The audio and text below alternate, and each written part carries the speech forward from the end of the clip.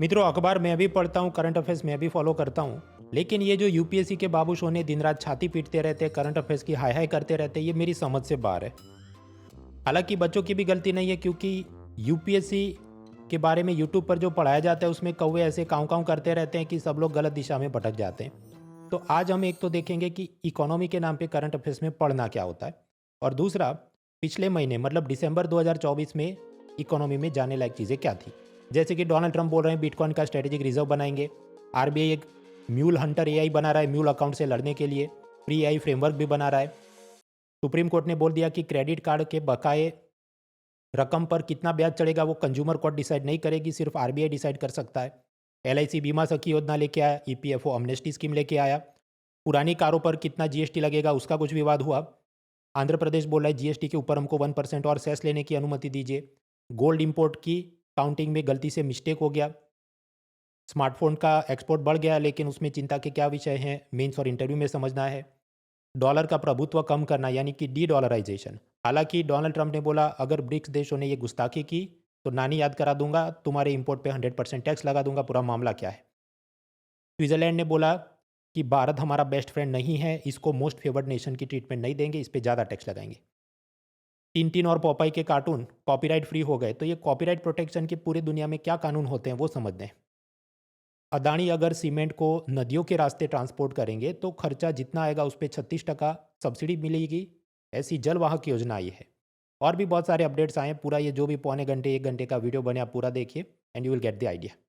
मित्रों, सबसे पहले तो ये यूपीएससी प्रीलिम्स और उसमें करंट अफेयर्स और उसमें भी इकोनॉमी करंट अफेयर्स के बारे में आपके दिमाग में जो भय है, फियर, और जो भ्रम है, मिथ्या है, मिथ्स, उसे हटाओ। जब आप पुराने टॉपिक वाइज पेपर देखेंगे कि आज एग्जाम है तो आज सुबह का क्या पूछा, पिछले हफ्ते का क्या पूछा, पिछले महीने का, पिछले साल का, पिछले 2 से 10 साल में जो घटनाएं हुई जैसे जीएसटी वगैरह, और थियरी का कितना कितना पूछा, तो फिर आपको पता चले कि जो इकोनॉमी और गवर्नमेंट स्कीम्स के नाम पे प्रीलिम्स में 100 में से 15 17 18 सवाल आएंगे, उसमें से ज़्यादातर अगर हमें बल्क सॉल्व करना है, सॉल्वेबल क्वेश्चन ऐसे होते हैं जो थियरी और पिछले 2 से 10 साल की घटनाओं के बारे में हो। आपको रिसेंट वाली चीज़ें भी पूछी जाती हैं, लेकिन समझो वो सब रशियन सलाद और इटालियन पास्ता है। अपनी सब्जी रोटी दाल चावल आप थियरी और पिछले 2 से 10 साल की बड़ी बड़ी घटनाएं, जीएसटी हुआ, डीमोनेटाइजेशन, इंसॉल्वेंसी, बैंक्रप्सी कोड, ये सब पे कमांड होनी चाहिए। तो छाती पीटना बंद करो। इकोनॉमी करंट अफेयर्स का मतलब ये बॉल बाय बॉल कमेंट्री रोज देखना, कौवे की तरह काउं काउं करना, ये सब नहीं है। मैं आपको 2 एग्जाम्पल से ही बताऊं। स्वामित्व कार्ड स्कीम और शेयर मार्केट में T+0 सेटलमेंट। देखिए, शेयर मार्केट में सेम डे सेटलमेंट या T+0 मामला क्या है कि ये वास्तव फिल्म में संजय दत्त आज ही पैसा दे कि मुझे इन्फोसिस का शेयर खरीदना है, और सामने फ्रैक्चर पांड्या उसको आज ही के दिन डिलीवरी दे दे, तो इसको हम बोलेंगे सेम डे सेटलमेंट साइकिल। पहले ऐसा नहीं था। पहले ये था कि 2 वर्किंग डेज के बाद, 72 वर्किंग डेज के बाद ऐसी बड़ी साइकिल चलती थी। अब ये जो चीज़ आई तो मेरे पेट का पानी नहीं हिला, मैं तो परेशान नहीं हुआ। उसका कारण कि ये ऑलरेडी मार्च 2024 में सेबी ने बोला था कि इसका बीटा टेस्टिंग चालू करेंगे, और अभी ये जो जनवरी आया है, तो कुछ जनवरी के एंड में सबसे बड़ी 500 कंपनियों पर इस चीज़ का अमल करेंगे, ऐसी बात है। अभी जनवरी में वापस समाचार आए तो मेरा कोई ब्लड प्रेशर हाई होना नहीं, क्योंकि मुझे पहले से पता है और आपको भी पता हो, आप अगर आप रेगुलरली तैयारी कर रहे हैं। मान लीजिए हमारा मिस हो जाए कि पिछले साल मार्च महीने में भी नहीं देखा, दिसंबर में भी नहीं देखा, अभी जनवरी में भी नहीं देखा, तो कोई नहीं।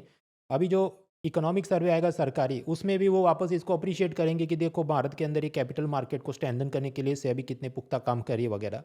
तो कहीं और मिस हो गया तो उधर से आप पढ़ लोगे।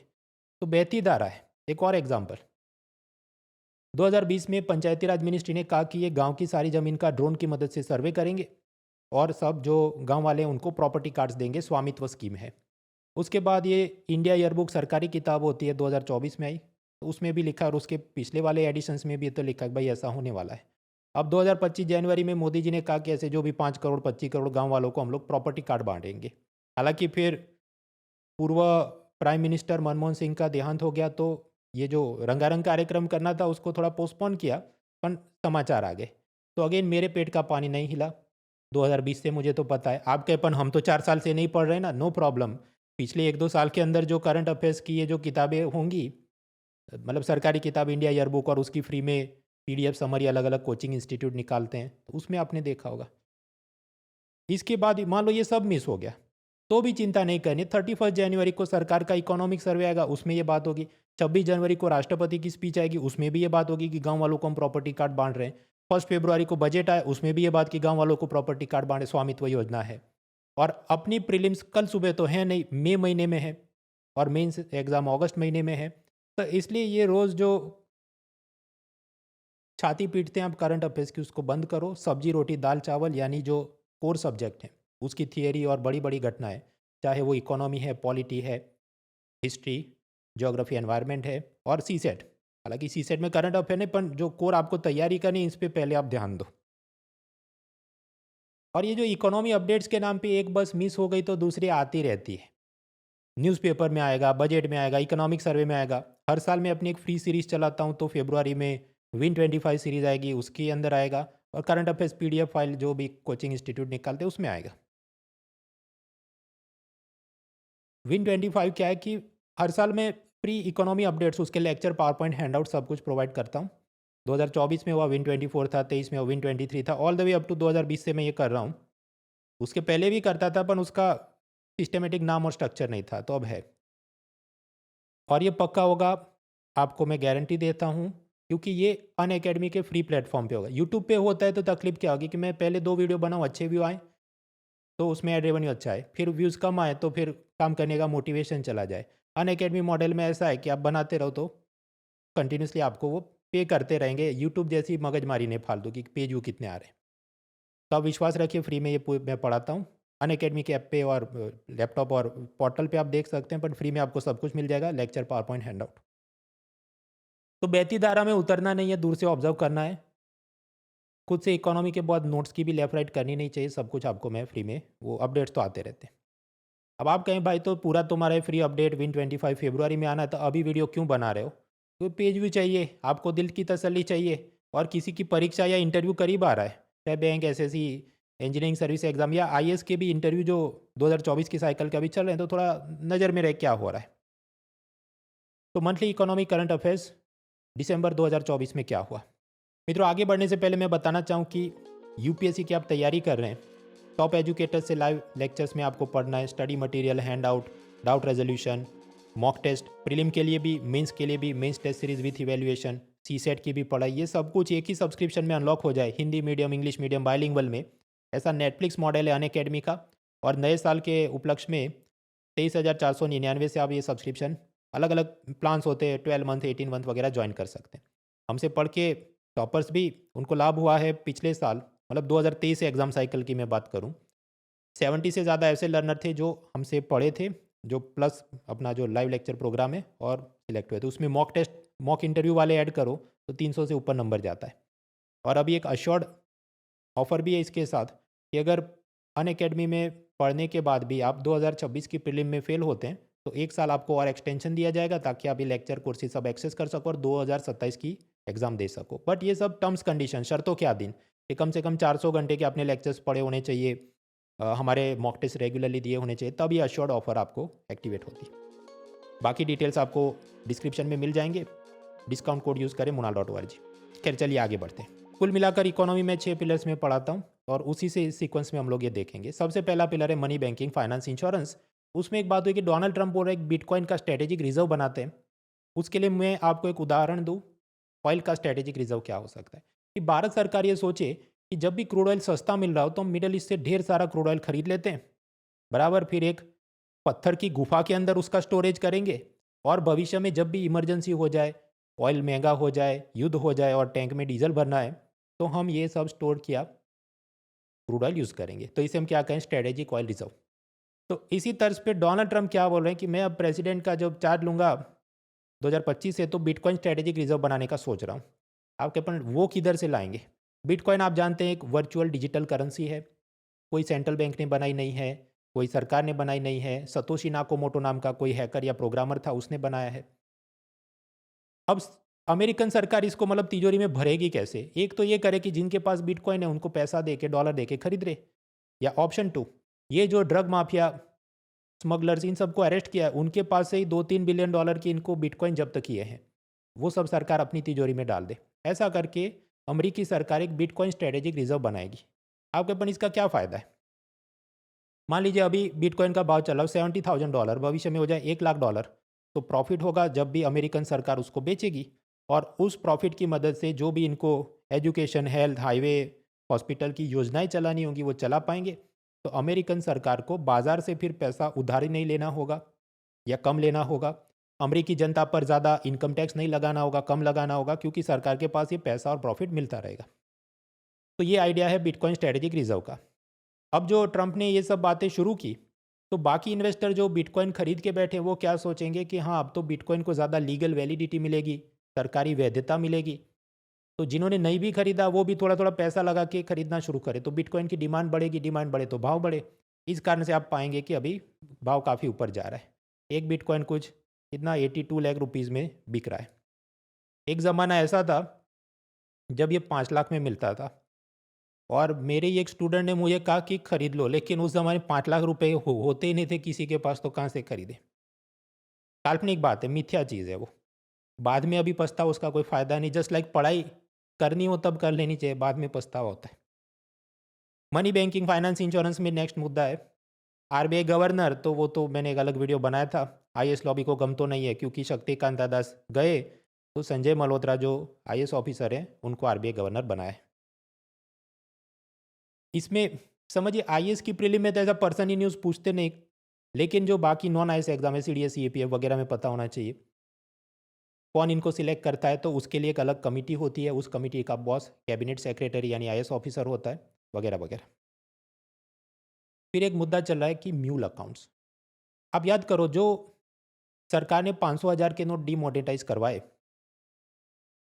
अब कोई अमीर आदमी अपने 500,000 के नोट बैंक में जमा करेगा तो इनकम टैक्स विभाग नज़र रखेगा कि भाई तुम तो पहले इतना पैसा जमा नहीं करते थे, तुमने इनकम टैक्स नहीं भरा था, तो उसको धर लेंगे, पकड़ लेंगे। तो अमीर आदमियों ने क्या जुगाड़ निकाला कि अपना जो ड्राइवर है, माली है, रसोईया है, उसके खाते में 5-5 लाख रुपए इधर उधर जमा करते हैं ना, ताकि हम पकड़े नहीं जाए। तो मतलब अपना जो ये गरीब नौकर है उसको म्यूल यानी खच्चर बना के उसके बैंक अकाउंट में ये सब पैसा डो डो के ब्लैक का वाइट करने का गेम चला, इसे कहते हैं म्यूल अकाउंट। तो ऐसे म्यूल अकाउंट जो है उसको कैसे ट्रेस किया जाए, उसके लिए आरबीआई एआई की मदद से एक म्यूल हंटर नाम की एआई डेवलप कर रहा है। म्यूल अकाउंट का एक दूसरा भी पर्पज़ हो सकता है। देखिए, ये तो मैंने आपको बताया वो क्या ब्लैक का पैसा वाइट करना है। दूसरा ये हो सकता है कि सपोज़ किसी ने आपको डिजिटल अरेस्ट का कॉल किया, आप डर गए और आप पैसे ट्रांसफ़र करते हैं। अब वो पैसे जो ट्रांसफ़र हुए अगर वो बदमाश अपने खाते में लेगा तो पुलिस तो उसको धर लेगी। तो बदमाश लोग क्या करते हैं, किसी गरीब के आधार कार्ड से फर्जी बैंक अकाउंट खुलवाते हैं, उसमें पैसा ट्रांसफ़र कराते, कैश में विड्रॉ करते हैं। तो ऐसे जो अकाउंट बने गरीब को पता भी नहीं है, वो भी तो सब म्यूल अकाउंट हुए, खच्चर अकाउंट। तो आरबीआई इनसे लड़ने के लिए म्यूल हंटर एआई का उपयोग करेगा। बैंकिंग सेक्टर के अंदर एआई का यूज़ एथिकल तरीके से हो, इसलिए एक फ्री एआई नाम का फ्रेमवर्क बनाया जाएगा। इसके लिए आरबीआई ने एक कमिटी बनाई है जिसके चेयरमैन होंगे professor Pushpak Bhattacharya from IIT Bombay. IAS के प्रीलिम में भी ऐसी कमिटियों का तो कम ही पूछते हैं, लेकिन बाकी परीक्षाओं के लिए नाम याद रखें कौन बॉस है इनके। आरबीआई ने अपने रिपोर्ट में ये पाया कि प्राइवेट सेक्टर बैंक जैसे एचडीएफसी, आईसीआईसीआई, एक्सिस वगैरह में जॉब एट्रिशन 25% है, जो चिंता का विषय। जॉब एट्रिशन मतलब क्या, 100 लोगों को भर्ती किया, नौकरी पे रखा, 25 लोग नौकरी रिजाइन करके या तो कहीं और जा रहे हैं, कोई दूसरा धंधा कर रहे हैं, कोई और बैंक में ट्रांसफ़र हो रहे हैं, दैट इज़ एट्रिशन। एट्रिशन क्यों ख़राब चीज़ है? मान लीजिए आपका जो बैंक में रिलेशनशिप मैनेजर था उसने आपको सब बोला था तुम्हें क्रेडिट कार्ड पर ये कराएंगे, बैंक में तुम्हारा ये फैसिलिटी होगा, वो भाग गया, अब नया है, वो कबूलता नहीं, कस्टमर सेटिस्फेक्शन ख़राब होता है। नए आदमी को रिक्रूट करना, उसे ट्रेन करना, उसमें टाइम जाता है, पैसा जाता है, ऑर्गेनाइजेशन की एफिशिएंसी कम होती। तो job attrition is a problem. फिर एक मुद्दा है स्मॉल फाइनेंस बैंक, वो भी यूपीआई के मार्फत प्री सैंक्शन क्रेडिट लाइन कर सकते हैं। इसका कोई लोड लेना नहीं है, क्योंकि इसका सीधा एमसीक्यू बनने का मुझे चांस कम लगता है। Pre sanction credit line in UPI क्या होता है, पिछले साल फ्री सीरीज V24 में पढ़ा चुका हूँ। अगले साल अभी मतलब फरवरी में वापस मिलेंगे तो मैं उसको पढ़ाऊँगा। इधर क्या वो सब ड्रॉ करके बनाने में दिक्कत होती है। डोंट वरी, वो कोई बहुत लोड लेने वाला टॉपिक नहीं है। आगे बढ़ते हैं। क्रेडिट कार्ड पे कितना ब्याज लगेगा वो कौन तय करे? सिर्फ और सिर्फ आरबीआई तय कर सकती है, कोर्ट तय नहीं कर सकता। क्योंकि बैंकिंग रेगुलेशन एक्ट 1949 में ऐसा लिखा है कि ब्याज दर कोर्ट नहीं तय कर सकती, आरबीआई वो तय कर सकता है। अब आरबीआई ने जो भी छूट दी होगी तो ये सब बैंकर्स क्या करते हैं कि क्रेडिट कार्ड आपने लिया, उससे शॉपिंग की, तो पहले तो 30 से 45 दिन तो सब इंटरेस्ट माफ है, उतने में अगर आप ये पूरा इंस्टॉलमेंट उसका चुका दो, उसके बाद धीरे धीरे ब्याज चढ़ना चालू हो जाए, वो भी आप नहीं भरोगे तो जो आपका बकाया पैसा है उस पर ये 36% 49% ऐसे ही ब्याज चढ़ाते हैं। इसके खिलाफ कुछ ग्राहक गए कोर्ट में। कोर्ट ने कहा नहीं नहीं, इतना 36 49% ब्याज नहीं होना चाहिए, मैक्सिमम 30% रखो। या कोर्ट का मतलब जो कंज्यूमर कोर्ट होते हैं, national consumer dispute redressal commission, उसने लिमिट लगा दी, सीलिंग लगा दी कि 30% से ज़्यादा क्रेडिट कार्ड इंटरेस्ट ड्यू का चार्ज नहीं होना चाहिए। तो अब है कि ये सब होगा तो ये सिटी बैंक, एचएसबीसी, इनको मज़ा नहीं आएगा, जो पैसा वो कमाते होंगे इसमें से।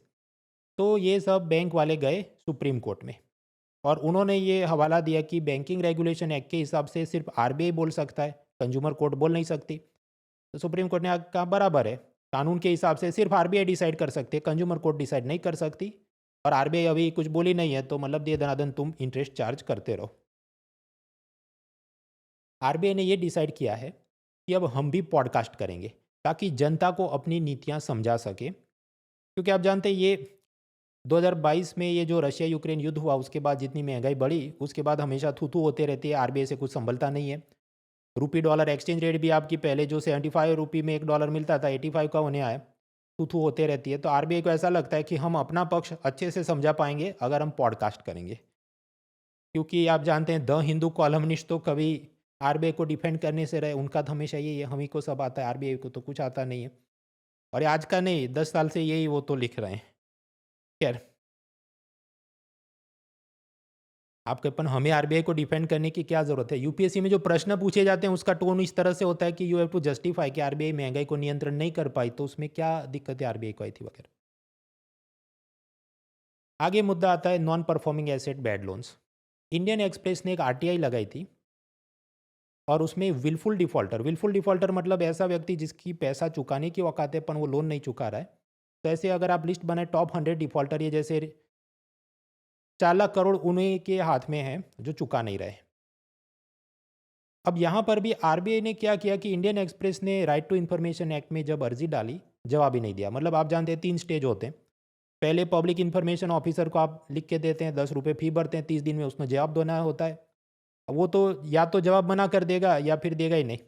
फिर आप अपील में जाते हैं, फर्स्ट अपीलेट अथॉरिटी, जो आरबीआई का बड़ा कोई ऑफिसर होगा, मान लीजिए जनरल मैनेजर, वो भी जवाब नहीं दे। फिर आपको जाना पड़े सेंट्रल इन्फॉर्मेशन कमीशन, उधर जाके इंडियन एक्सप्रेस का जर्नलिस्ट केस जीता होगा, तब जाके ये सब डेटा आया। और इसमें ये जो टॉप 100 डिफॉल्टर हैं उसमें कौन कौन से हैं, जैसे रिलायंस कम्युनिकेशन, जेपी ग्रुप, आईएलएफएस, जेट एयरवेज, रुचि सोया जिसको पतंजलि ने बाद में खरीद लिया, वीडियोकॉन, जिंदाल, बहुत सारे हैं। अब यहाँ पर हमें सोचना क्या है। Mains paper 2 governance, good governance, transparency, accountability, ये सब मुद्दे जो हैं, तो आप पाएंगे आरबीआई में पारदर्शिता उनकी जैसे कि प्राथमिकता है ही नहीं। Transparency never priority. Wilful defaulter का एक तो डेटा शेयर नहीं करते, सब चंगा से ऐसा कराते रहते हैं। दूसरा, अब जानते हैं आरबीआई को महंगाई काबू में करनी है 2 to 6% के अंदर, लेकिन उसके बाहर महंगाई रहे 9 महीने से भी ज़्यादा रहे तो आरबीआई का फेलियर माना जाता है, और उस फेलियर में आरबीआई ने सरकार को एक रिपोर्ट भेजना होता है। तो पुराने गवर्नर शक्तिकांता दास ने ऐसा रिपोर्ट भेजा, जर्नलिस्ट ने बोला हमको भी दो, तो नहीं नहीं हम नहीं देंगे। तो वहाँ पर भी उस चीज़ को ब्लॉक किया था। ऑलवेज दे आर मतलब हाइडिंग थिंग्स। और फिर अभी उनको रोना आ रहा है कि नहीं पॉडकास्ट करते हैं ताकि अपनी नीतियों को सरकार, माफ कीजिए, आरबीआई जनता को समझा सके, क्योंकि हमारी बहुत थू थू हो रही है। तो भाई डे वन से ट्रांसपेरेंट रहते तो नहीं होती थू थू।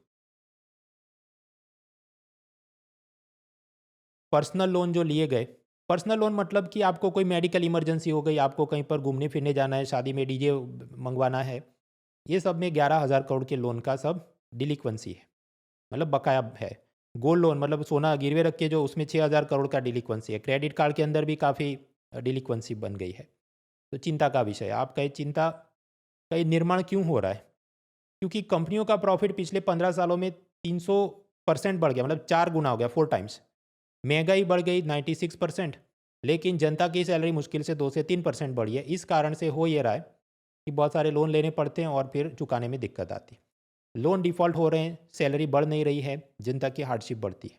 इकोनॉमी में और क्या नुकसान, अब लोग ये कंज्यूम नहीं कर पाएंगे, शॉपिंग कम करेंगे, तो जीडीपी को नुकसान होता है, क्योंकि जीडीपी की फॉर्मूला क्या है, consumption plus investment plus government expenditure plus export minus import, CIGXM। Consumption down, GDP down. अब लोग क्योंकि परेशान हैं, तो फिर सरकार को अब वोट मांगने जाए तो वोट मिलेंगे नहीं, तो फ्री बाइज रेवड़ी बांटनी पड़े, मुफ्त में बिजली, सीधा बैंक में पैसा ट्रांसफर करेंगे। क्राइम भी बढ़ते हैं, वो ऐसे कि जो ऐसे लोन के चक्कर में फंसा है, फिर वो कुछ सही गलत काम शुरू कर दे। गेट रिच स्कैम, ये डिजिटल अरेस्ट, ये डिजिटल सब, ये जो टेलीग्राम से आपको शेयर मार्केट के टिप्स दिए जाते हैं, उन सब में फंस जाए। बैटिंग गैम्बलिंग ऐप का सहारा ले, फ्यूचर ऑप्शन मार्केट में ट्रेडिंग करे, जहाँ पर 10 में से 9 लोग का पैसा बर्बाद होता है। Many problems. आगे बढ़ते हैं, तो मनी और बैंकिंग के कुछ अपडेट्स देखें, और भी हैं, मैं आपको टेस्ट दे रहा हूँ, बाकी हर एक फैक्ट्स, हर एक चीज़ कवर होगी, फ्री में कवर होगी। Win25 सीरीज़ फरवरी में इंतजार करें। शेयर मार्केट में बढ़ते हैं। शेयर मार्केट में बड़ा डेवलपमेंट हुआ, सेम डे सेटलमेंट यानी T+0। वैसा कि रघु यानी संजय दत्त कहे कि मुझे TCS के इतने शेयर खरीदने और आज ही पैसा दे दे, और सामने फ्रैक्चर पांड्या उसको आज ही डिलीवरी दे दे शेयर की, तो हम क्या कहे, सेम डे सेटलमेंट साइकिल। पहले ये लंबा होता था कि T+1 T+2, एक ज़माने में T+72 भी रहता था। उस ज़माने में हर्षद मेहता जैसे स्कैमस्टर इसकी टोपी उसको पहनाते थे, क्योंकि सेम डे डिलीवरी नहीं होती थी। इस पर भी जो फॉरेन इन्वेस्टर है उनको आपत्ति है, तकलीफ है, क्योंकि T+0 में क्या होगा, टाइम जोन डिफरेंस होता है। तो अब जैसे इधर दिन है तो अमेरिका में रात होगी, तो उनको थोड़ी दिक्कत आती है। पर सेबी ने बोला है उसका सब रास्ता निकालेंगे, और अभी टॉप 500 कंपनियों पे ये लागू होगा। हालांकि तो पिछले साल मार्च महीने से बीटा टेस्टिंग चल रहा था, और अभी जनवरी में टॉप 500 कंपनियों को लागू बहती धारा है। तब देखा होगा, नहीं तो अभी देख लिया। Money done, banking done, share market done. Insurance में जाते हैं। इंश्योरेंस में मेंस और इंटरव्यू के पॉइंट ऑफ व्यू से ज़्यादा डेवलपमेंट थे।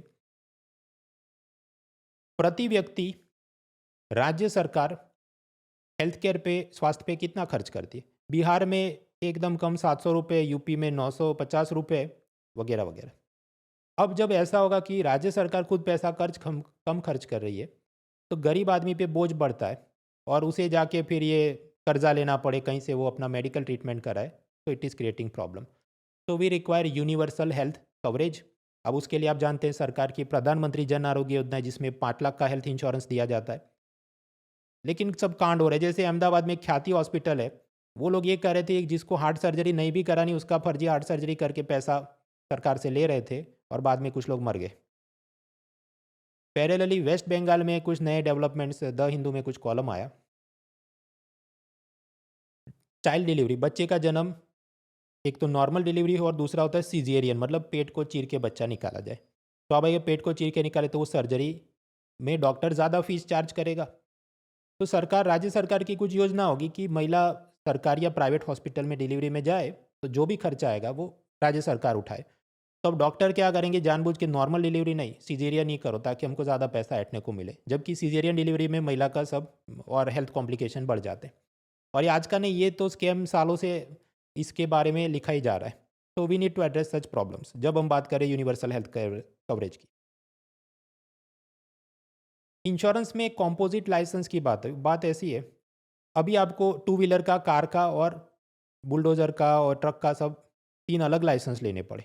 उसी तरह इंश्योरेंस सेक्टर में ऐसा है कि life insurance, health insurance, general insurance, 3 अलग लाइसेंस लेने पड़े कंपनी ने।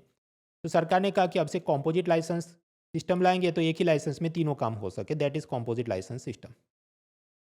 LIC की नई योजना है बीमा सखी योजना। कुल मिला के महिलाओं को 10वीं पास है तो उसको सब ट्रेनिंग दी जाएगी कि आप कैसे इंश्योरेंस पॉलिसी गांव वालों को बेच सकती है।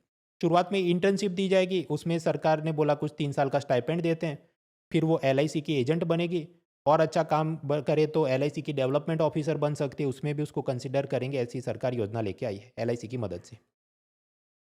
EPFO में डेवलपमेंट। EPFO क्या है कि आप मान लीजिए कोई फैक्ट्री में काम कर रहे हैं, आपको सैलरी मिली, उसका कुछ पैसा कट होगा, आपका जो मालिक है अपने पॉकेट से कुछ पैसा ऐड करेगा, और ये सारा पैसा जाए EPFO में, और EPFO वाले इसे कंपनियों के शेयर्स में, कंपनियों के बॉन्ड्स में, सरकार की गवर्नमेंट सिक्योरिटी में इन्वेस्ट करेंगे। उसमें से जो रिटर्न जनरेट होगा, तो उसमें आपको मतलब वर्कर को पेंशन मिले, प्रोविडेंट फंड मिले, फैक्ट्री में मर गया तो फैमिली को इंश्योरेंस मिले, ये सब सुविधा होती है। अब इसमें EPFO ने कुछ डिसीजन लिया कि हम जो पैसा इन्वेस्ट करते हैं शेयर्स में, उसमें भी कुछ होते हैं एक्सचेंज ट्रेडेड फंड। तो उसमें मान लीजिए एक्सचेंज ट्रेडेड फंड क्या है, एक सिंपल एग्जांपल से, कि मान लीजिए निफ्टी के साथ कोई लिंक किया हो, तो निफ्टी एक्सचेंज जैसे जैसे ऊपर जाएगा, ETF में आपने 100 रुपये का खरीदा है, वो भी ऊपर जाएगा, मान लो 36%। पर शेयर मार्केट ऐसी चीज़ है, आपने आज पैसा लगाया तो कल निकाल लोगे तो मज़ा नहीं आएगा, आपको उसको 3-5 साल रखना पड़ेगा तो आपको अच्छा अप्रिसिएशन दिखता है। तो EPF वाले क्या, पहले उनको धीरज नहीं होगी तो जल्दी जल्दी से पैसा विड्रॉ करते होंगे, तब उन्होंने निर्णय लिया कि एक्सचेंज ट्रेडेड फंड में इन्वेस्ट किया है तो कम से कम इतने साल रखेंगे या फिर मैच्योरिटी पे वापस री इन्वेस्ट करेंगे। अब ये टेक्निकल मुद्दा है, अपनी एग्जाम में इतना काम का नहीं, so will not waste time. EPFO मैंने आपको बताया कि जो मालिक है उसने वर्कर का पैसा कट करके EPFO में जमा करना है। अगर बॉस ऐसा नहीं कर रहा है कि वर्कर का पैसा काटा अपन EPFO में जमा नहीं किया तो फिर उसको सजा हो सकती है। तो EPFO लेके अमनेस्टी स्कीम, अमनेस्टी मतलब आप सरेंडर कर दो, मतलब जो मालिक है और उसको कुछ जुर्माना लगे अपन जेल में फिट नहीं करेंगे या जुर्माना भी माफ़ कर देंगे, तुम बस अपना गुनाह कबूल कर लो, वगैरह वगैरह कुछ चल रहा है। तो that is money banking, finance, insurance. अभी सेकंड पिलर में चलते हैं, that is budget taxation. Budget taxation के नाम पे आप जानते हैं पिछले साल 2024 में 2 बजट आए थे। चुनाव से पहले इंटरिम बजट, चुनाव के बाद जनरल बजट। लेकिन फिर भी मुझे कोई स्ट्रेस नहीं हुई क्योंकि खास नए डेवलपमेंट थे नहीं। और अपनी एग्जाम्स के पॉइंट ऑफ व्यू से आप देखो तो टैक्स में क्या सुधार किए, सब्सिडी का कितना बिल है, नई योजना कौन सी लॉन्च हुई, फिजिकल डेफिसिट, रेवेन्यू डेफिसिट के क्या आंकड़े हैं। ऐसी 4-5 चीज़ें ही हमको तो रट के जानी होती है। कौन से टैक्स में सबसे ज़्यादा कमाई होगी, असेंडिंग डिसेंडिंग ऑर्डर, बस तो इतना ही लोड लेना। अभी फरवरी में बजट आए तो छाती नहीं पीटनी है, उतना ही हमको तैयार करना है जो मैं आपको पढ़ा दूंगा फ्री में। क्या टैक्सेशन में डेवलपमेंट क्या, ये मैंने आपको बताया कि महंगाई बढ़ रही है, सैलरी नहीं बढ़ रही है। तो ऐसी एक मांग उठी कि 2025 के बजट में भारत सरकार ने इनकम टैक्स में ज़्यादा छूट देनी चाहिए। तो निर्मला जी ने क्या बोला, देखो 2024 के बजट में मैंने तुमको पहले ही बहुत लाभ दे दिया था, वैसा कि स्टैंडर्ड डिडक्शन 50,000 का बढ़ा के 75,000 किया था और जो इनकम टैक्स के स्लैब थे उसमें थोड़ा ट्यूनअप किया था, जिससे आपको जो भी कुछ 12-14-15,000 का लाभ हो जाए, तो तुम उसी को प्रसाद समझो और उसमें खुश रहो। अभी 2025 में आपको इससे ज़्यादा रिलीफ देना वो मुश्किल है, ऐसा एडवांस में ही फाइनेंस मिनिस्टर ने बोल दिया है। क्या प्रतीक सर, आज मिल्क शेक? जी सर, आज तो स्टॉक मार्केट में बहुत प्रॉफिट हो गया है तो डेफिनेटली मिल्क शेक तो बनता ही है। आप भी आइसक्रीम खाओ, छोटा वाला। अरे सर, ऐसा थोड़ी चलता है, ये आइसक्रीम दिला के आपने मेरे से ये ले लिया मिल्क शेक, स्कैम कर ये दिया। जो आइसक्रीम है ये 17,500 का इनकम टैक्स का आपका जो कमी हुआ और शेयर बाजार में जो कमाया इसके ऊपर जो कैपिटल गेंस टैक्स लगता है ये हमने वापस। अरे सर, ऐसा थोड़ी चलता है ये। मित्रों, ये तो बजट में गेम हो गया, लेकिन अनअकैडमी आपके साथ ऐसा गेम नहीं करेगा। Prelim, mains, theory, current, CSAT के साथ की कॉम्प्रिहेंसिव तैयारी आज ही जुड़िए, link is in the description. Let's crack it. दूसरा एक मुद्दा कि टैक्स चोरों को पकड़ेंगे। देखिए, आप एयरपोर्ट पे जाते हैं तो आपका सब आधार कार्ड, आईडी प्रूफ चेक किया जाता है। पहले मैन्युअली वो CISF के कमांडो चेक करते थे, फिर सरकार लेके आई डिजी यात्रा। डिजी यात्रा में ऐसा है, आप मोबाइल ऐप इंस्टॉल करो, उसमें अपना आधार कार्ड लिंक करो, आपका जो भी एरोप्लेन का टिकट है उसको स्कैन करो, तो फिर आप जाएंगे तो दरवाजे पे अपने आप वो 3D स्कैन कर लेगा और कमांडो आपका सब डॉक्यूमेंट चेक करने में टाइम वेस्ट नहीं हो। ये बढ़िया चीज़ है। अब कुछ लोग ने ऐसी अफवाह उड़ाई कि जो कर चोर हैं अगर वो भाग रहे हैं तो उनको पकड़ने के लिए भी सरकार डिजी यात्रा का उपयोग करेगी, ऐसी कुछ बात चली होगी। तो सरकार ने खुलासा किया है, खुलासा ये किया है कि टैक्स इवेडर यानी कर चोरों को ट्रैक करने के लिए हम डिजी यात्रा का इस्तेमाल नहीं कर रहे। अब ऐसा खुलासा क्यों दिया, मुझे ये लगता है कि करते तो होंगे पर बोलेंगे तो फिर क्या, बहुत सारे जो चोर की दाढ़ी में तिनका, बहुत सारे लोग डिजी यात्रा इंस्टॉल नहीं करेंगे तो पहले उनको इंस्टॉल करानी है, इसलिए वो ऐसा बोले नहीं नहीं नहीं कर रहे, पर बाकी तो खैर। यूज्ड कार्स पर, पुरानी गाड़ियों पर GST का कंट्रोवर्सी चला। मान लीजिए आपने ये जो भी टेम्पो टैक्सी कुछ खरीदा 10 लाख का, पुराना हो जाए, आप 6.5 लाख में बेच रहे हैं, तो आप तो लॉस पे बेच रहे हैं। तो याद रखना है, लॉस पे बेचा गाड़ी तो कोई उस पर GST नहीं है। लेकिन अगर प्रॉफिट पे बेचा, अब क्या गाड़ी तो प्रॉफिट पे पुरानी बिक ही नहीं सकती, राइट। पर मान लीजिए ऐसा हो कि सलमान या शाहरुख खान की गाड़ी हो और उसमें उसने ऑटोग्राफ किया और कोई महंगे में खरीदने को तैयार हो जाए, तब की बात है। तो अगर आप यूज्ड कार रीसेल कर रहे हैं और प्रॉफिट पे रीसेल कर रहे हैं, तो जो उस केस में 12% GST लगता था, सरकार ने बोला अब से 18% लगेगा।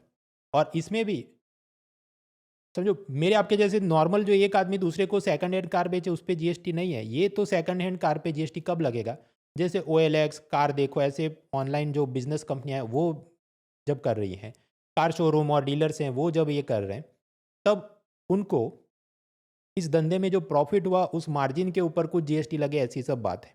बाकी नॉर्मल एक आदमी दूसरे को सेकंड हैंड कार बेचे, उस पर कोई जीएसटी नहीं है, भले प्रॉफिट पे बेचा कि लॉस पे बेचा। जीएसटी में दूसरा मुद्दा चला था, पॉपकॉर्न पे 3 जात के जीएसटी लगेंगे और वो सब लाजमी क्यों है, इन्वर्टेड ड्यूटी स्ट्रक्चर क्या है, मैं अलग से यूट्यूब वीडियो बना चुका हूँ, वो चैनल पे आप देख लेना। फ्रांस के कोई एक इकोनॉमिस्ट है थॉमस पिकेटी, जो मशहूर है अपने इनइक्वालिटी रिलेटेड सारे जो भी रिसर्च और बोलते रहते हैं। अब वो अलग अलग काफ़ी बातें कर रहे हैं, मेंस और इंटरव्यू में सोचने लिखने लायक मुद्दे हैं। कुल मिला के उनका ये कहना है कि मध्यम वर्ग पे ज़्यादा टैक्स लगाने से पहले आप अमीरों पे ज़्यादा टैक्स लगाओ, और सरकार ये जो टैक्स का सारा डेटा रिलीज़ करे उसमें और ग्रैन्युलर डेटा होना चाहिए कि कौन सी एज ग्रुप में, कौन से इनकम स्लैब में कितने लोग टैक्स भर रहे हैं और कितना आमदनी हो रहा है, और जो टॉप रिचेस्ट 1% अदानी अंबानी जैसे लोग हैं उनका कितना जा रहा है। ये सब किया जाए तो अच्छी पॉलिसी बन सकती है। प्राइम मिनिस्टर नेहरू के ज़माने में एक PMNRF फंड था। उसका ओरिजिनल ऑब्जेक्टिव कॉज ऐसा था कि पार्टीशन के बाद जो लोग आए थे उनकी मदद की जाए और उसके लिए दान चंदे में पैसा दो। फिर 2020 में कोरोना, उसके बाद प्राइम मिनिस्टर मोदी ने PM केयर्स फंड बनाया। उसमें भी हर साल कुछ ना कुछ पैसे आते रहते हैं, उसका कुछ RTI हुआ और सब डेटा आया, 900 करोड़ आए वगैरह। पर ये अब फेडेड टॉपिक है, मुझे इतना कुछ काम का लगा नहीं। विपक्ष और सब जर्नलिस्ट सरकार से हिसाब मांगते हैं कि RTI right to information act में बताओ कि कितना पैसा किधर खर्च किया, तो उसका सरकार जवाब नहीं देती, ये बोल के कि ये सरकार नहीं चला रही है, तो एक प्राइवेट ट्रस्ट बनाया हमने, वो लोग चला रहे हैं। कोकोनट का जो खाद्य तेल एडिबल ऑयल बना जाए तो 5% GST, और अगर हेयर ऑयल बना जाए तो 12% GST। तो अब जो बड़े थोक व्यापारी होलसेल डीलर हैं उनके पास बहुत सारा ऐसा ऑयल पड़ा होगा, तो पीने का है कि सर पे लगाने का है, और प्रिलिमिनरी जो प्रोसेसिंग होगी उसके बाद वो 2 हिस्से में बांटते होंगे। तो जो भी पुराने ज़माने में कुछ रेड की होगी और उसका केस चला होगा, उस पर सुप्रीम कोर्ट ने कुछ बोला जो हम पढ़ने नहीं बैठेंगे, इतना टेक्निकल चार्टर्ड अकाउंटेंट टाइप का हमारे लिए काम करने। जीएसटी आप जानते हैं कि मान लीजिए मोबाइल फ़ोन पे 18% जीएसटी लगा, तो उसके 2 हिस्से बनते हैं। केंद्र को 9% CGST जाता है, राज्य को 9% SGST जाता है। आंध्र प्रदेश ने ये कहा कि हमारे ये जो तटवर्ती इलाके में सब साइक्लोन आते रहते हैं, तो हमें 1% एक्स्ट्रा कैलेमिटी सेस लेने की, मतलब 9% तो हमारा, उसके ऊपर 1% और हमको मिले, ऐसी आप सुविधा कीजिए। और सारे प्रोडक्ट्स पे नहीं, जो लग्जरी आइटम्स हैं उन सब चीज़ों पे जो जीएसटी लगता हो उसके ऊपर 1% एक्स्ट्रा हमको ऐड करने दीजिए। और वो हवाला देते हैं कि एक ज़माने में केरला में फ्लड्स यानी बाढ़ आई थी, तो अब केरला को ऐसी छूट दी गई थी तो हमको भी मिलनी चाहिए। पर सरकार को, केंद्र सरकार को डर क्या है कि अगर ऐसा एक को हाँ बोला तो बहुत सारे और स्टेट आ जाएंगे कि हमको भी ये छोटा मोटा डिजास्टर तो आते रहता है। तो सरकार ने बीच का रास्ता निकाला, कमिटी बना देते हैं। तो ग्रुप ऑफ मिनिस्टर बनाया गया है ये जीएसटी की ये सब मांग के लिए।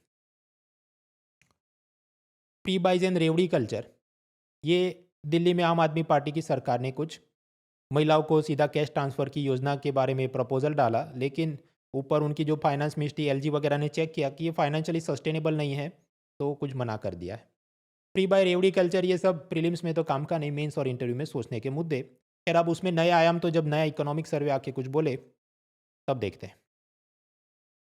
तो पिलर 1 डन, पिलर 2 डन, आगे बढ़ते हैं pillar 3, international trade, balance of payment, current account deficit, ये सब समझना है। देखिए इंपोर्ट एक्सपोर्ट में नॉर्मली सबसे ज़्यादा हम क्या चीज़ इंपोर्ट करते हैं, पहला क्रूड ऑयल और दूसरे नंबर पर गोल्ड। 2024 में कुछ अलग सीन बन गया कि नंबर 1 गोल्ड इंपोर्ट हो रहा है और नंबर 2 पे क्रूड ऑयल है, तो गोल्ड इंपोर्ट बहुत ज़्यादा बढ़ गया।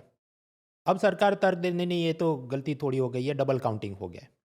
बात ऐसी है कि एवरेज हर महीने भारत में $4 बिलियन का गोल्ड इंपोर्ट होता है, लेकिन नवंबर में आप स्पाइक देखो कि 4 का 3 गुना कितना, 12 से भी ऊपर $14 बिलियन का गोल्ड इंपोर्ट हो गया। तभी सरकार ने, नहीं ये तो डबल काउंटिंग है। देखिए गोल्ड इतना सारा इंपोर्ट होना अच्छी बात नहीं है, क्योंकि बहुत इंपोर्ट हम करेंगे तो अपनी करंट अकाउंट डेफिसिट बढ़ती है, और करंट अकाउंट डेफिसिट, चालू खाता घाटा जितना बढ़ेगा तो रुपया और ज़्यादा कमज़ोर होगा, कि अभी $1.85 में मिलता है वो 90 रुपये का हो जाए, तो हमारे लिए बाहर से ये क्रूड ऑयल, दवाइयाँ, फर्टिलाइज़र मंगाना और महंगा हो जाएगा। इंपोर्टेड इन्फ्लेशन की समस्या हो सकती है। फिर सरकार क्या बोले, डबल काउंटिंग हो गया। वो तर्क क्या है इनका कि गोल्ड जो इंपोर्ट होता है, कोई भी चीज़ इंपोर्ट होती है तो उसका डेटाबेस अलग अलग वेबसाइट में रिकॉर्ड होता है। कुछ स्पेशल इकोनॉमिक जोन्स हैं। SEZ मतलब वहाँ पर सरकार के अलग अलग टैक्स नहीं लगते, छूट मिलती है। तो गोल्ड जो इंपोर्ट होता है अलग अलग SEZ में पहले इंपोर्ट होता है और उधर से बड़े कंटेनर्स में से फिर छोटे छोटे ट्रक में भर के बाकी जगहों पे जाता होगा। तो SEZ का पूरा डेटा NSDL की एक वेबसाइट में रिकॉर्ड हो रहा था। पैरेलली गोल्ड इंपोर्ट किया, उस पर लगती है कस्टम्स ड्यूटी, सीमा शुल्क, उसका डेटा सब आइस गेट नाम के पोर्टल में कैप्चर होता है जो central board of indirect tax and custom चलाता है। अब पिछले जो भी जून जुलाई महीने में दोनों पोर्टल को मर्ज किया तो अभी केवल आइस गेट चलता है। तो सरकार का क्या कहना है कि ये जो मर्ज किया उसके कारण से डेटा थोड़ा डुप्लीकेट हो गया तो डबल काउंटिंग हो गई। अब मुझे ये सब तर्क थोड़े कम हजम हो रहे हैं। उसका बात ये है कि पोर्टल मर्जर तो जुलाई में हुआ ना, तो नवंबर का डेटा ज़्यादा क्यों दिख रहा है? दूसरा, हर साल टोटल हम 1000 टन का गोल्ड इंपोर्ट कर रहे हैं और इस साल भी आप जब ऐड करने बैठो तो डेटा उसके आसपास ही आ रहा है, तो गड़बड़ कम दिखती है। तीसरा, सरकार ने जो इलेक्शन खत्म हुए 2024 में उसके बाद जो जनरल बजट आया उसमें इंपोर्टेड गोल्ड पे जो कस्टम ड्यूटी पहले 12% लगती थी उसको कम करके 6% किया। इस कारण से भी जनता पहले से ज़्यादा गोल्ड खरीद रही है। ट्रम्प के इलेक्शन का इफेक्ट कि उनको लगे शेयर बाजार गिर जाएगा इसलिए गोल्ड ज़्यादा अक्यूमुलेट करो वगैरह, ये सब के चलते इंपोर्ट का आपको स्पाइक दिखता है। खैर ये डबल काउंटिंग का जो तर्क था उसको एडजस्ट भी किया तो 2-3 बिलियन डॉलर का ही फ़र्क है। तो मतलब 14 नहीं तो 12 बिलियन तो इंपोर्ट किया, जो नॉर्मल 4 से तो 3 गुना ज़्यादा ही है। खैर ये सरकार के डेटा और उसके ऊपर ये सब शंका जताना ये एक बड़ा मुद्दा क्रिटिक्स के लिए लगा रहता है। पॉलिश डायमंड के सबसे ज़्यादा खरीदारी अमेरिका में हो रही है, दूसरे नंबर पे इंडिया, तीसरा चाइना, चौथा मिडल ईस्ट। पहले इंडिया इतना ज़्यादा नहीं था, अपन आजकल जो नई जनरेशन है वो गोल्ड के साथ साथ डायमंड भी पसंद करती है। इसमें हमें क्या जानने लायक है? रैंकिंग अगर प्रीलिम्स में पूछा जाए, अंडर वैल्यूड युआन, मान लीजिए $1 की वैल्यू होनी चाहिए 5 युआन चाइना की करेंसी, पर चाइना जानबूझ के ज़्यादा युआन करेंसी छापता रहे तो युआन का सप्लाई बढ़ जाएगा तो सस्ता हो जाएगा, तो फिर ये बने कि $1 5 की जगह 6-7 युआन का हो जाए। तो जानबूझ के अपने लोकल करेंसी युआन को अंडर वैल्यू रख के चाइना क्या करता है कि जो इंपोर्ट एक्सपोर्ट का धंधा है वो अपने फेवर में रहे। डायमंड का सारा बिजनेस इंडिया से शिफ्ट होके हांगकांग में, शंघाई में, चाइना में शिफ्ट हो जाए, ये सब धंधे करता है। इस कारण से काफ़ी चिंता बनी रहती है। सूरत में जो डायमंड पॉलिशिंग इंडस्ट्री में बहुत सारी अनएम्प्लॉयमेंट की तकलीफ शुरू हो गई। दूसरा एक एंगल ये है कि रशिया यूक्रेन युद्ध के बाद रशिया की कुछ फर्म्स थी जो डायमंड का काफ़ी बड़ा धंधा करती थी और इंडियन बिजनेसमैन के उनके साथ रिश्ते नाते थे। तो ये सब वेस्टर्न पावर्स ने उस पर सैंक्शन यानी प्रतिबंध लगाए, ये भी एक बड़ी तकलीफ हो गई है। तो सूरत में अनएम्प्लॉयमेंट की समस्या। चौथा, lab grown diamonds. Normal diamond आप जानते हैं वो करोड़ों साल तक वो कोयले के ऊपर प्रेशर और हीट के चलते डायमंड बनता हो। लैब ग्रोन में वही चीज़ें आर्टिफिशियल क्रिएट की जाती। तो इन दोनों का आपस में वो कंपटीशन चलते रहता है। अब प्राइम मिनिस्टर मोदी ने ये सोचा कि लैब ग्रोन डायमंड को और हम आगे बढ़ाते हैं। तो वो जब अमेरिका गए तो प्रेसिडेंट बिडेन की वाइफ को उन्होंने कुछ लैब ग्रोन डायमंड वाली चीज़ भेंट की। अब वो क्यों भेंट की होगी? पीआर मार्केटिंग तो करना पड़ेगा ना, ताकि न्यूज़ में सब आए, तब लोग की और रुचि बढ़े इसमें। क्योंकि बीच में एक ऐसा नेगेटिव माहौल चला कि अमेरिका के लोग ये लैब ग्रोन डायमंड खास खरीद नहीं रहे थे और उसका बहुत भाव सस्ता हो गया था कि लॉस चले भारत की इंडस्ट्री का। तो ये सब करते रहते हैं वो। अब उस पर हालांकि रवीश कुमार फिर वो वीडियो बना रहे थे कि देखो मनमोहन सिंह जब गए थे तो उन्होंने गिफ्ट में किताबें दी थी। अब ये कंपेयरिंग एप्पल्स विथ ऑरेंजेस है। प्राइम मिनिस्टर मोदी का ऑब्जेक्टिव अलग है, प्राइम मिनिस्टर मनमोहन सिंह का ऑब्जेक्टिव अलग है। अगर हम दोनों को एक ही जैसा नापना शुरू करें तो फिर प्रश्न ये भी होना चाहिए कि मनमोहन सिंह जी ने जितनी किताबें दी थी ओबामा को, उसके बाद भारत की बुक एक्सपोर्ट कितनी बढ़ गई। तो ये तर्क खैर मतलब इकोनॉमी पॉइंट ऑफ व्यू से आप जब तुलना करें तो इकोनॉमी वाली होनी चाहिए। अगर आप दूसरे तरीके से एथिक और मॉरल वैल्यूज़ की तुलना करें तो उस हिसाब से होनी चाहिए। Apple should not be compared with oranges. Export की बात कर रहे थे तो भारत में से विदेशों में जो स्मार्टफोन एक्सपोर्ट होते हैं एवरेज 75,000 करोड़ के, वो और बढ़ के जो भी 45% ग्रोथ आ गया या कुछ ऐसी सब बातें चलने लगी। अब इसमें मेंस और इंटरव्यू में कुछ समझने लायक मुद्दे।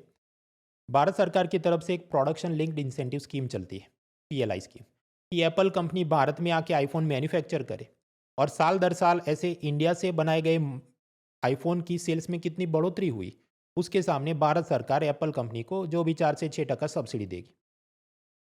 आपके बढ़िया है और इसी के चलते एप्पल का काफ़ी एक्सपोर्ट भारत में से मैन्युफैक्चरिंग करके एक्सपोर्ट कर रहे हैं। शंका और समस्या ये होती है कि जब भारत सरकार ये योजना बंद कर देगी मान लीजिए 10 साल बाद, तो क्या एप्पल भारत में टिकेगा या किसी और देश मलेशिया में चला जाएगा? इकोनॉमिस्ट डॉक्टर रघुराम राजन का ये कहना है कि ये सब सब्सिडी की चोचलेबाजी से हम एक टेम्पररी फैक्ट्री ही बन रहे हैं, मैन्युफैक्चरिंग बेस नहीं बन रहे। मैन्युफैक्चरिंग बेस बनना है मतलब जैसे सैमसंग है, सोनी कंपनी है, तो उस लेवल पे पहुंचने के लिए जो चिप मैन्युफैक्चरिंग चाहिए उसके वास्ते हमें जो बुनियादी शिक्षा, रिसर्च डेवलपमेंट, इन सब पे जोर देना है, वो नहीं हो रहा है। अपने तेजस्वी लोग ब्रेन ड्रेन करके विदेशों में चले जाते हैं, तो इन सब पे जोर की ज़रूरत है। लेकिन आप समझो वो करने बैठे कि हम शिक्षा का स्तर सुधारेंगे, रिसर्च डेवलपमेंट पे फोकस करेंगे, तो अभी से उसमें टाइम स्पेंड करो तो 20 साल बाद हो सकता है हम इंटेल और एएमडी जैसी कंपनी बना पाए। उससे तो अभी के अभी बेरोजगारी कैसे समाप्त करें या कैसे वोट बटोरे जाएं, सेलियंसी बायस जिसे कहते हैं, उस कारण से कोई भी पॉलिटिकल पार्टी हो वो शॉर्ट टर्म ओरिएंटेड ज़्यादा रहती है।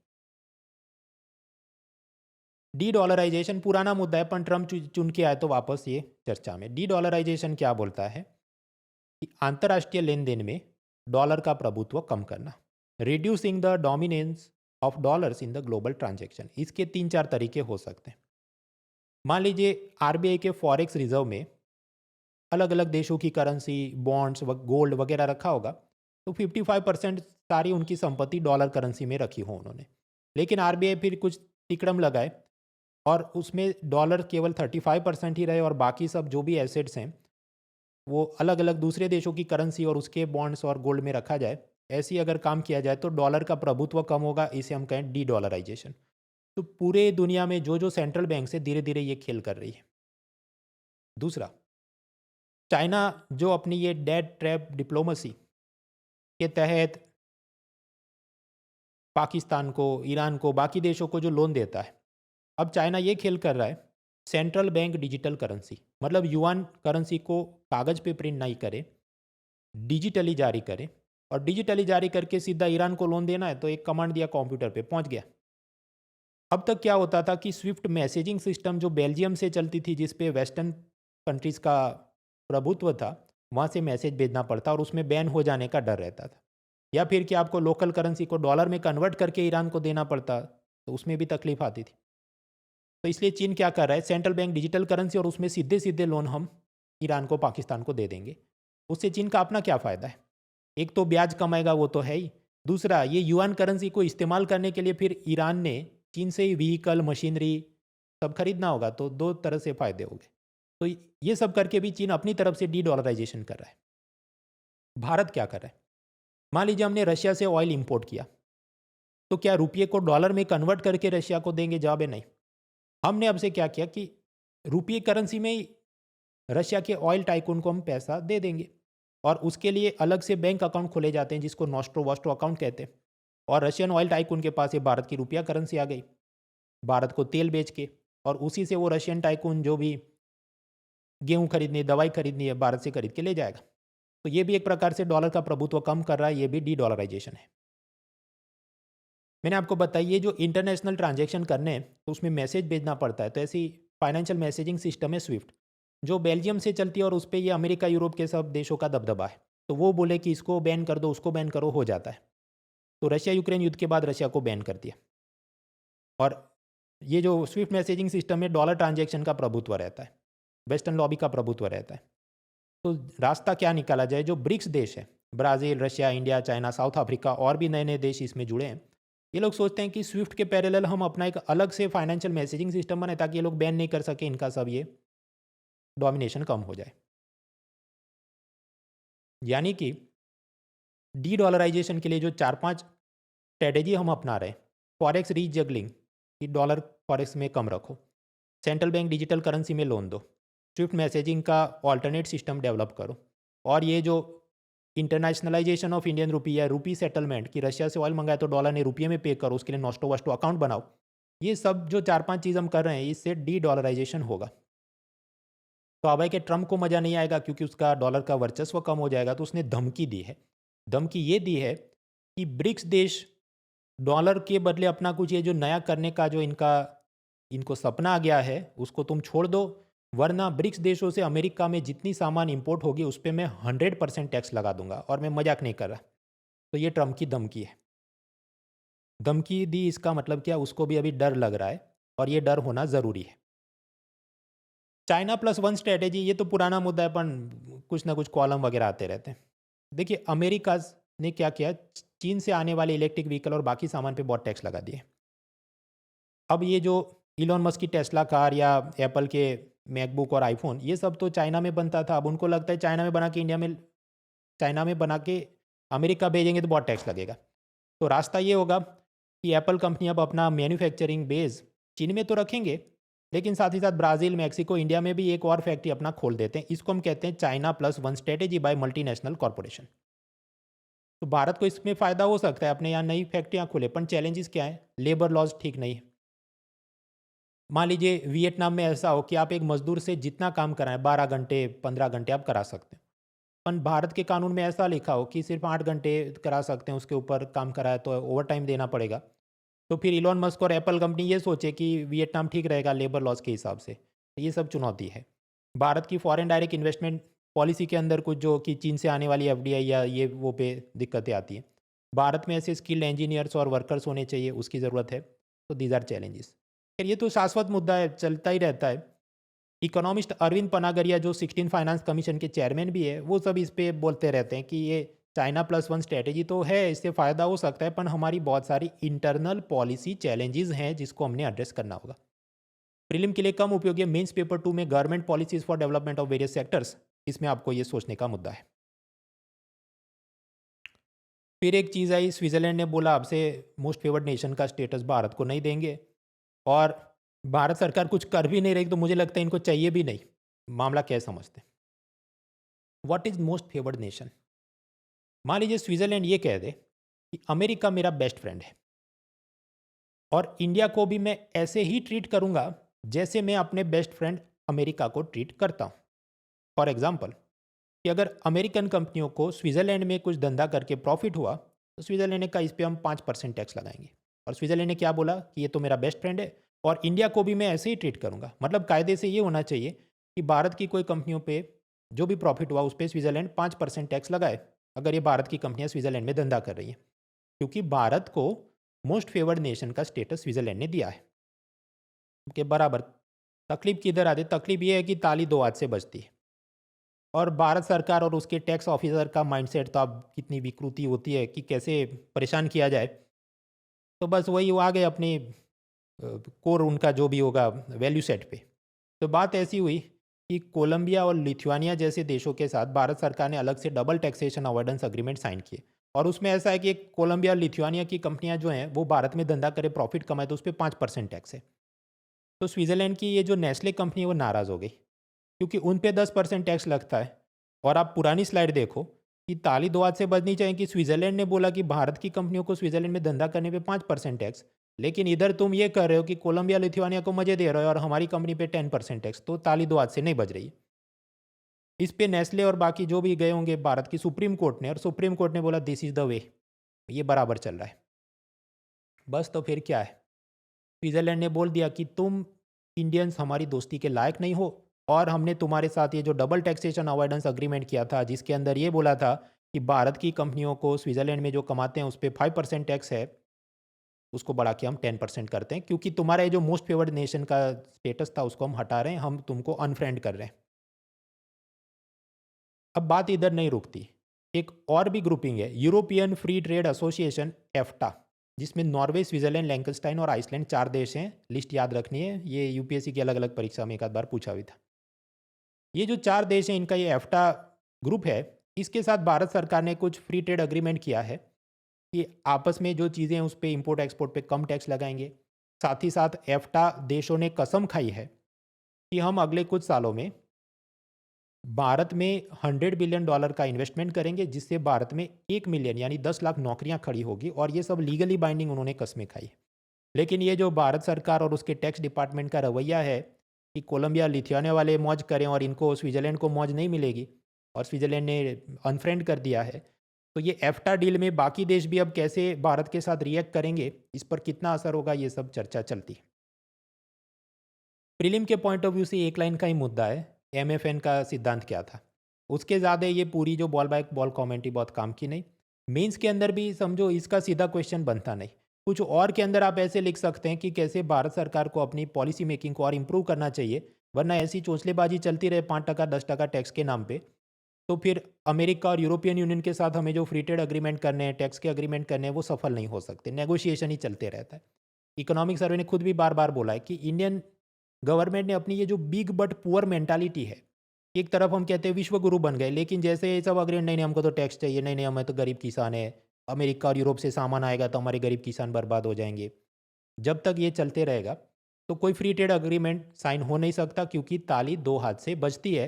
ये मेरे नहीं, इकोनॉमिक सर्वे के शब्द हैं। आगे बढ़ते हैं। तो pillar 1 money banking finance insurance done, pillar 2 budget taxation done, pillar 3 international trade में जाने लायक चीज़ें देखिए। अब आगे बढ़ते हैं। Pillar 4 that is sectors of economy, agriculture, manufacturing, service sector. ये सब में से पूरा जो प्रोडक्शन हुआ उसे क्या कहोगे, जीडीपी। उसको और बढ़ाना है तो NITI Aayog planning commission, 5 year plan, ये सब बातें आती है। कुछ लोग बेरोजगार रहेंगे, महंगाई बढ़ जाएगी, ये सब क्या है, मैक्रो इकोनॉमिक इंडिकेटर्स। तो इन सब के बारे में एक एक करके हम देखते हैं।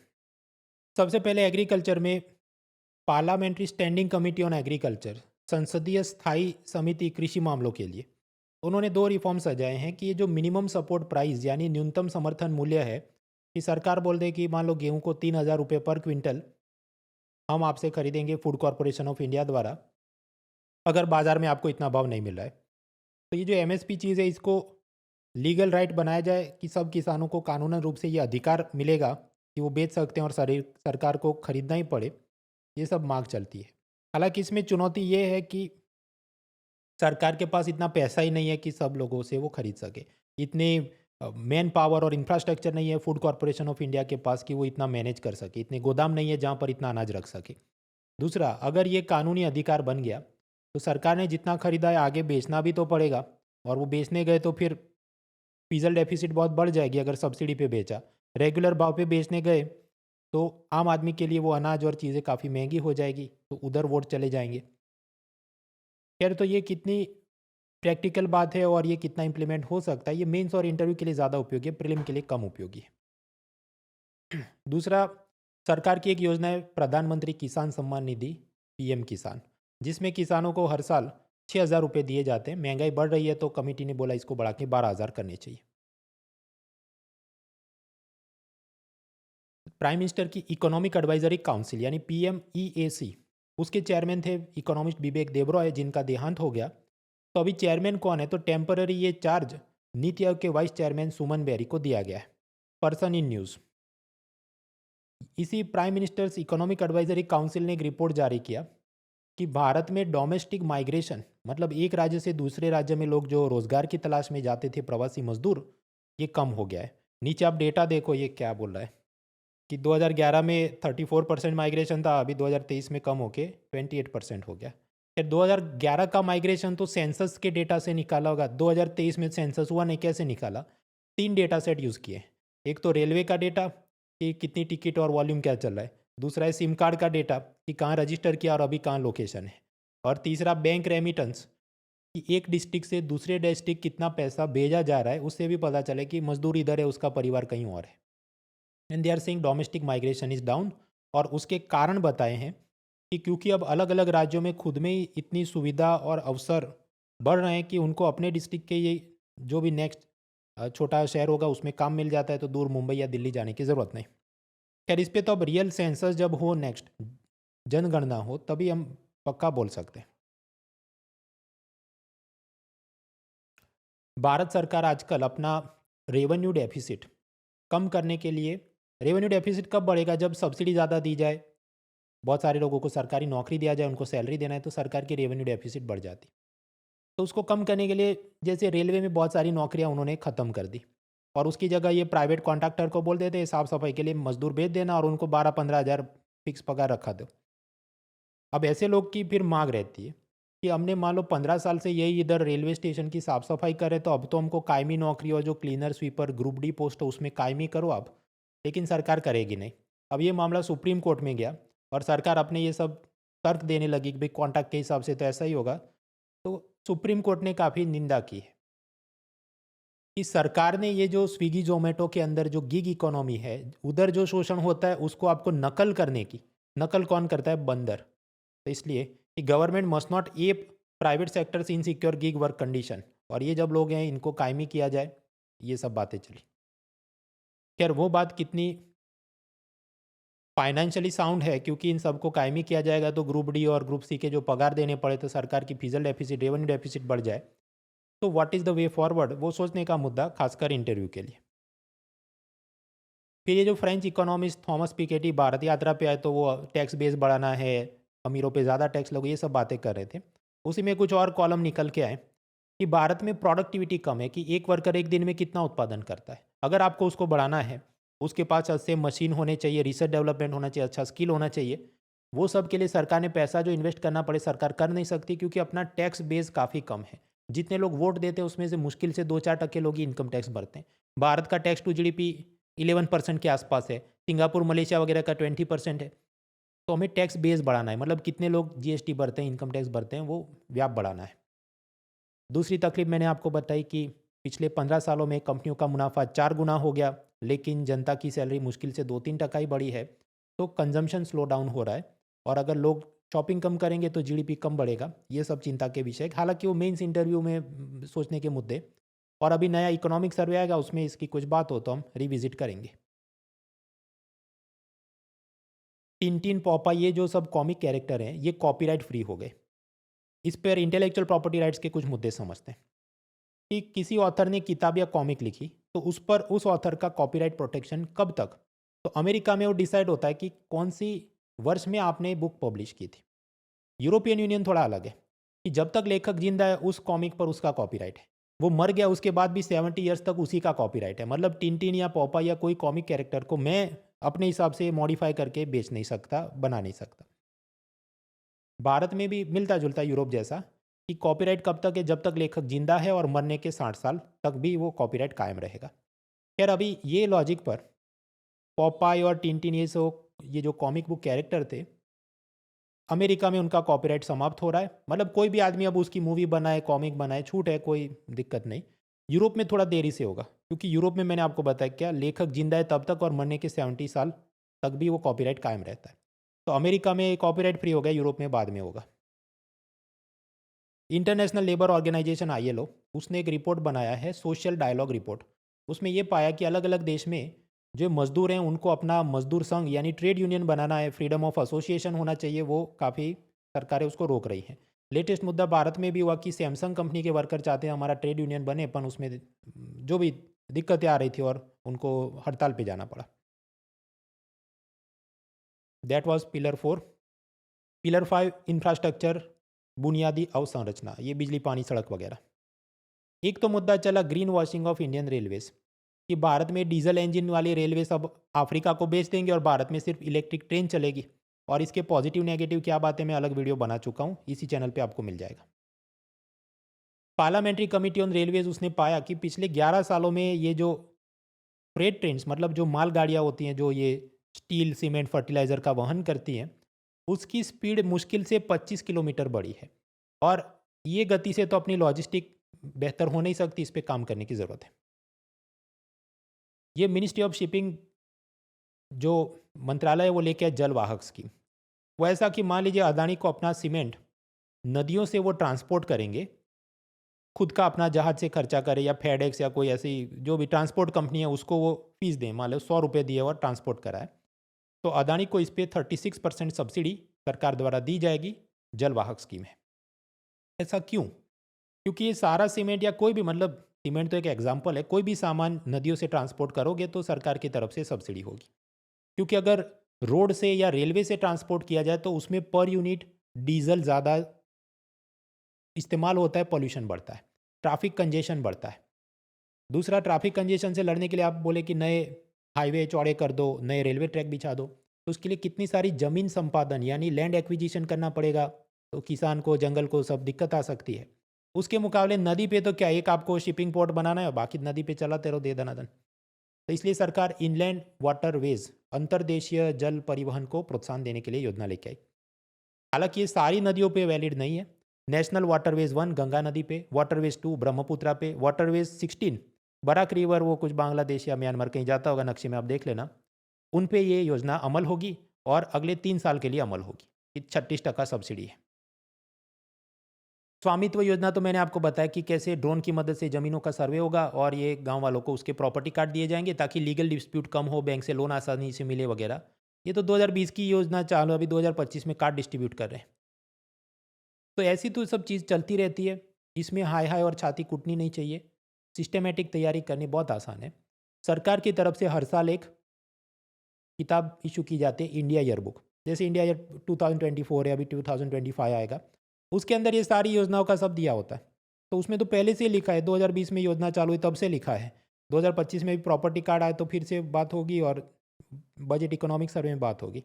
तो बेटर ये है कि न्यूज़पेपर और करंट अफेयर्स पीडीएफ फाइल में छाती पीटने की जगह आप किताब से ख़त्म करो। और ये भी किताब खुद से नहीं खरीदनी है, 300 रुपये की 800 पेज आते हैं। इसकी फ्री समरी अलग अलग कोचिंग इंस्टीट्यूट बनाते हैं, अनअकैडमी ने भी बनाए, फ्री में पीडीएफ डाउनलोड कर सकते हैं। Link is in the description. Unlock code is monal.org। आगे इंफ्रास्ट्रक्चर में हाउसिंग, प्रधानमंत्री आवास योजना है, 2 उसके कंपोनेंट है, अर्बन एंड रूरल। अर्बन यानी शहरी में पता चला जितने फ्लैट बने 50% तो लोग उसमें रहने ही नहीं गए, खाली पड़े हैं।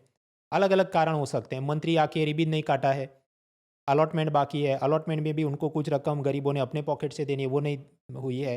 या फिर कि वो माइग्रेंट वर्कर्स को मज़ा नहीं आ रहा है, उसको अलग मकान चाहिए था, अलग एरिया में वो रहता है, और अलॉटमेंट कहीं ऐसा है कि ट्रांसपोर्ट में उसका ऑफिस फैक्ट्री से बहुत दूर है। या जैसा नायक मूवी में कि उसको मिला है लेकिन किसी और को रेंट पे चढ़ाने की फिराक में, इसलिए वो झोपड़े में रहना पसंद करता है। Many issues. खैर ये मुद्दा बनता है इंटरव्यू में, आप अगर कलेक्टर हैं, म्यूनिसिपल कमिश्नर है, how will you address this. ग्रामीण एरिया में जो प्रधानमंत्री आवास योजना है कि गांव वालों को जो भी 1 लाख के करीब पैसा दिया जाएगा, मकान बनाओ। तो पार्लियामेंट्री कमेटी ने ये पाया कि ये 1-1.5 लाख में क्या ही होगा, इतनी महंगाई बढ़ गई है, स्टील सीमेंट कुछ नहीं आ सकता। तो ये पैसों को इन्फ्लेशन के हिसाब से बढ़ाने की ज़रूरत है। अब ये थीम देखो, अलग अलग जगह और भी ये चलते रहेंगे कि वी हैव टू एडजस्ट। चाहे वेजेस हैं, तनख्वाह दी जा रही है, मनरेगा की वेजेस होते हैं, ये अलग अलग योजनाएं, महंगाई के हिसाब से अब ज़्यादा पैसा खर्च करने की ज़रूरत है। लेकिन सरकार का अगर टैक्स कलेक्शन बढ़ेगा नहीं तो फिर घाटा, फिजल डेफिसिट बढ़ जाएगी। तो that was pillar 5। Last is pillar 6, human resource development, poverty, health, education वगैरह। आप जानते हैं मनरेगा योजना है Mahatma Gandhi national rural employment guarantee act, जिसमें ये गांव वालों को 100 दिन का काम मिलता है। कंप्यूटर कोडिंग और चैट जीपीटी का नहीं, खड्डा ही खोदना है, आंगनबाड़ी का केंद्र बनाओ, तालाब खोदो, ये सब। व्यंग के रूप में इसलिए बता रहा हूँ, एक बार यूपीएससी ने प्रश्न पूछा कि मनरेगा में स्किल्ड वर्क इज प्रोवाइडेड, तो भाई कोई स्किल नहीं चाहिए, खड्डा ही खोदना है। तो remember that, unskilled work is provided. 100 दिन का रोजगार पर डे कितना मिलेगा? सबसे ज़्यादा मिलता है हरियाणा में, 374 रुपीज़ पर डे। लेकिन जितनी महंगाई बढ़ रही है तो इसको और बढ़ाने की ज़रूरत है। तो संसदीय समिति ने रेकमेंड किया कि और बढ़ाओ। बढ़ाने के लिए आपको महंगाई से एडजस्ट करना पड़ेगा। प्रेजेंट सिस्टम यह है कि कंज्यूमर प्राइस इंडेक्स, सब टॉपिक एग्रीकल्चर लेबरर, एएल, उस हिसाब से इसको बढ़ाया जाता है। पर कमिटी का ये कहना है भाई ये जो मेथड है सीपीआई एएल कैलकुलेट करें, वही पुरानी और बेकार है, कुछ नया लेके आओ इसमें।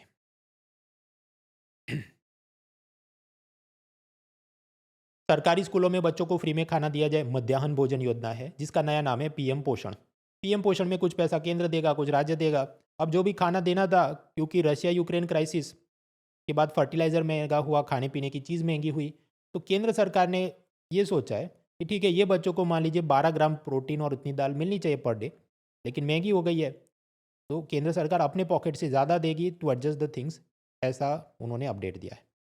खैर ये जो सारी छोटी छोटी जनरल नॉलेज की बातें कुछ बार यूपीएससी पूछती भी है, तो आप चिंता ना करें, वो सारे फैक्ट्स के मैंने नोट्स में बनाते रहता हूँ। फ्री में ही रिलीज़ करूँगा Win25 सीरीज़, जो फरवरी महीने से शुरू होगी।